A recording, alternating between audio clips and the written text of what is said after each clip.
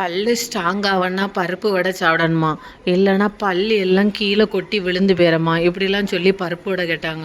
சரி, பல்லு எதுவும் விழுந்துடக்கூடாது, வயசான தாத்தா போல் ஆயிடக்கூடாதுன்னு நானும், எனக்கு பருப்பு வடை ஒழுங்காகவே வராது.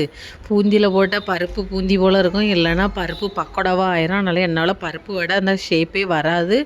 தயவு செஞ்சு பருப்பு வடை கேட்காதீங்கன்னு சொன்னேன். நீ பருப்பு பக்கோடா போட்டு தந்தாலும் சரி தான், பருப்பு பூந்தி போட்டு தந்தாலும் சரி தான், எனக்கு பருப்பு வடை வேணும்னு சொன்னது காரணத்தினால பருப்பு வடை செய்கிறதுக்காக தயாராகிட்டேன். அந்த கன்சிஸ்டன்சிலாம் செக் பண்ணுறதுக்காக என் ஆள்கிட்ட கொண்டு போனேன். ஆள் இது கரெக்டு தான், இல்லை கரெக்டாக பருப்பு வடை வரேன்னு சொன்னாங்க.